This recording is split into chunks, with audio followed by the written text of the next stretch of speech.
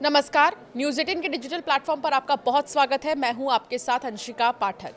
1 अक्टूबर शुरू होने में बस कुछ ही दिन बचे हैं, लेकिन ये जानना बहुत ज़रूरी है कि 1 अक्टूबर से क्या बदलाव हो रही है, किन चीज़ों में बदलाव हो रहे हैं, किन चीज़ों की कीमतों में बदलाव हो रहे हैं, आपकी जेब पर इसका क्या असर पड़ेगा, या कोई डॉक्यूमेंट का काम है अगर आपका, तो वो आपको कब तक पूरे करने हैं, ये जल्दी से आप जान लीजिए। अगर पैसे नहीं गंवाने हैं तो ज़रूर इस वीडियो को आप देखिए। 1 अक्टूबर से बहुत कुछ बदलने वाला है, जिसका असर आपकी जेब पर, आर्थिक स्थिति पर और कई सारी स्थितियों पर जो है पड़ने वाला है। लेकिन उससे पहले ये जानना बहुत ज़रूरी है कि वो बदलाव कौन कौन से हैं। ये बदलाव आपके गैस सिलेंडर, घर में रखे हुए गैस सिलेंडर को लेकर भी हो सकते हैं। ये बदलाव आपके बैंक से जुड़े कामों में भी हो सकते हैं। तो इसीलिए ध्यान से इस पूरे वीडियो को देखिए। आर्थिक स्थिति पर, सामाजिक स्थिति पर, यानी कई क्षेत्रों पर इसका बदलाव का असर जो है देखने को मिलेगा। कुछ रूटीन बदलाव है जो हर महीने होते हैं, लेकिन कुछ कानूनी बदलाव है जो इस महीने से लागू हो जाएंगे। IRCTC ऑनलाइन टिकट बुकिंग वाला नियम आपको पता ही है। इस पर एक अलग वीडियो में डिटेल में बात हो चुकी है। मोटा मोटी आपको बता देते हैं कि 1 अक्टूबर से आधार ऑथेंटिफिकेशन आरक्षित सीट या टिकट बुकिंग के लिए कंपलसरी होगा। IRCTC वेबसाइट या ऐप के जरिए ऑनलाइन टिकट बुकिंग पहले 15 मिनट के भीतर ही की जा सकेगी। पहले ये सिर्फ तत्काल बुकिंग पर ही लागू होता था। आधार प्रमाणीकरण के जरिए शुरुआती ऑनलाइन बुकिंग को लिमिटेड करना, बल्क में बुकिंग को कम करना, टिकटों की दोबारा बिक्री को रोकना, ताकि आसान और ट्रांसपेरेंट प्रोसेस हो जाए। मतलब आधार लिंक करो, 15 मिनट पहले टिकट लो, इसके बाद बुकिंग सामान्य हो जाती है। सभी रजिस्टर्ड यूजर टिकट ले सकेंगे। PRS काउंटर वाले तरीके में कोई बदलाव नहीं है। भौतिक टिकट बुकिंग हमेशा की तरह जारी रहेगी।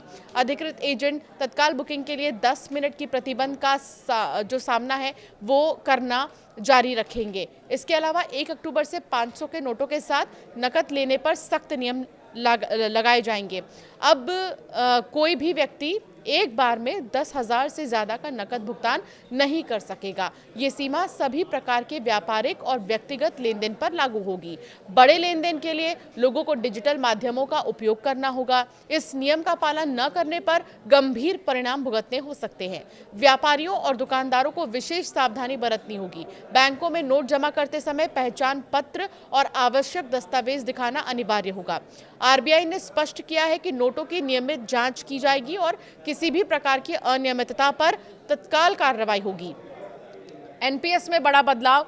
Pension fund regulatory and development authority ने NPS में एक बड़ा सुधार किया है, जो 1 अक्टूबर 2025 से लागू हो जाएगा। मल्टीपल स्कीम फ्रेमवर्क नामक ये नया नियम खास तौर पर नॉन गवर्नमेंट सेक्टर के कर्मचारियों, कॉर्पोरेट प्रोफेशनल्स और गिग वर्कर्स, मतलब जो फ्रीलांस टाइप का काम करते हैं, उनके लिए फायदेमंद होगा। इस बदलाव का मकसद NPS को और अधिक फ्लेक्सिबल बनाना है। दूसरा, एक पैन से कई स्कीमों में निवेश।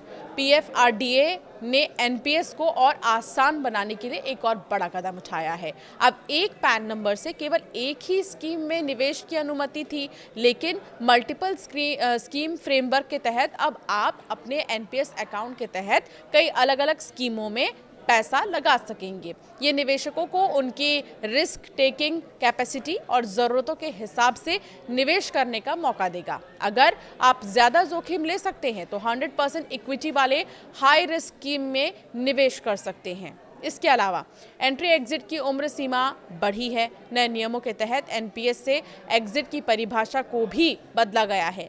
NPS वात्सल्य और नॉन गवर्नमेंट पेंशन स्कीम के लिए अलग से एग्जिट की तैयारी की जाएगी। सबसे बड़ा बदलाव ये है कि अब NPS में एंट्री और एग्जिट के लिए आयु सीमा को बढ़ाया जाएगा, जिससे ज़्यादा लोग इस योजना का लाभ उठा सकेंगे। इसके अलावा लमसम विड्रॉल की लिमिट भी बढ़ेगी और ऑटोमेटिक कंटिन्यूएशन की सुविधा भी मिलेगी। पेंशन स्कीम के चार्ज में बदलाव है। PFRDA ने NPS, अटल पेंशन योजना और अन्य पेंशन स्कीमों के लिए सेंट्रल रिकॉर्ड कीपिंग एजेंसियों द्वारा वसूले जाने वाले शुल्क में भी बदलाव किया है। सरकारी कर्मचारियों के लिए PRAN यानी कि परमानेंट रिटायरमेंट अकाउंट नंबर खोलने पर 18 रुपये और ऑफलाइन PRAN कार्ड के लिए 40 रुपए देने होंगे। जीरो बैलेंस वाले अकाउंट और लेन देन पर कोई शुल्क नहीं लिया जाएगा। ऑनलाइन गेमिंग के नए नियम है, ये बहुत जरूरी बदलाव है। केंद्रीय सूचना एवं प्रौद्योगिकी मंत्री अश्विनी वैष्णव ने इसका ऐलान कर दिया था।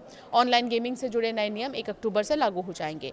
ये कानून राष्ट्रपति द्रौपदी मुर्मू द्वारा 22 अगस्त 2025 को मंजूर किया गया था, जिसका उद्देश्य ऑनलाइन गेमिंग में पारदर्शिता लाना और खिलाड़ियों को होने वाले वित्तीय नुकसान को रोकना है। ये कानून तुरंत पैसे कमाने के भ्रामक वादों पर ग्रोथ करने वाले गेमिंग प्लेटफॉर्म की लत, वित्तीय बर्बादी और सामाजिक संकट को रोकने के लिए बनाया गया है। तुरंत पैसा कमाने का लालच देने वाले ये ऐप्स आपसे बदले में कुछ ना कुछ इन्वेस्ट करने के लिए भी कहते हैं। अब ऐसे में लालच में लोग पैसे लगाते हैं, फिर चाहे उन्हें उधार ही क्यों ना लेना पड़ जाए। राज्यसभा में अश्विनी वैष्णव ने कहा था कि एक अनुमान के अनुसार 45 करोड़ लोग ऑनलाइन मनी गेम्स से नकारात्मक रूप से प्रभावित हैं और इसके कारण उन्हें 20,000 करोड़ रुपए से भी ज्यादा का नुकसान हुआ है। ये नियम भारत और विदेश से संचालित सभी ऑनलाइन गेमिंग प्लेटफॉर्म पर लागू किए जाएंगे। साथ ही ऑनलाइन मनी गेम्स और इनके प्रचार प्रसार और वित्तीय लेन देन पर प्रतिबंध रहेगा। वहीं ई स्पोर्ट्स को वैध खेल का दर्जा मिलेगा, जिससे प्रशिक्षण एकेडमियां, शोध केंद्र और टूर्नामेंट्स को बढ़ावा मिलेगा। ऑनलाइन मनी गेम्स की सुविधा प्रदान करने पर 3 साल तक की कैद और 1 करोड़ रुपए तक का जुर्माना हो सकता है।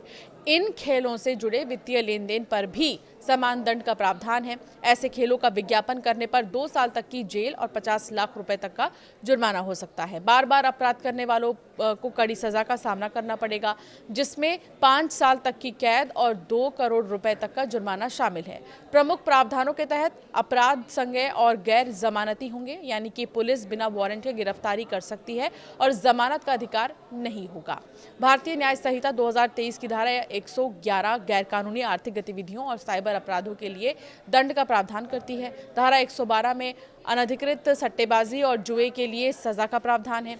अपराधियों को जुर्माने के साथ न्यूनतम 1 साल की कैद, जिसे 7 वर्ष तक बढ़ाए जाने के प्रावधान है। और अब रूटीन की बात करेंगे तो 1 अक्टूबर से होने वाले बदलावों में लोगों की सबसे ज्यादा निगाह एलपीजी सिलेंडर की कीमतों पर होने वाली है, क्योंकि ये सीधे रसोई के बजट से जुड़ा हुआ है।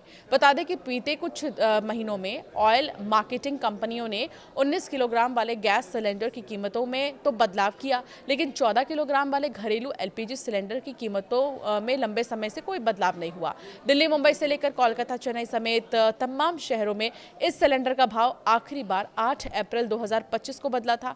ऐसे में इस बार यहां पर राहत की आस लगी है। इसके अलावा एटीएफ, सीएनजी, पीएनजी की कीमतें भी संशोधित हो सकती हैं। तो ये कुछ बदलाव हैं जो 1 अक्टूबर से होंगे, जो आपकी जेब पर बहुत ज़्यादा असर डालेंगे। तो इन्हें आप ज़रूर इन सब का ध्यान दीजिएगा और जहां भी आप जा रहे हैं खरीदारी के लिए, उसका भी खास ख्याल रखिएगा। जीएसटी रिफॉर्म के बाद 1 अक्टूबर से इसका असर और भी ज़्यादा आपको देखने को मिलेगा। जीएसटी के दरों में जो बदलाव हुए हैं, प्रोडक्ट्स पर आपको कई जगह पर बदलाव के रेट्स नहीं मिल रहे होंगे, लेकिन 1 अक्टूबर से आपको ये बदलाव और भी ज़्यादा दिखाई देने लगेगा। आपकी क्या राय है, हमें ज़रूर कॉमेंट कर बताएं।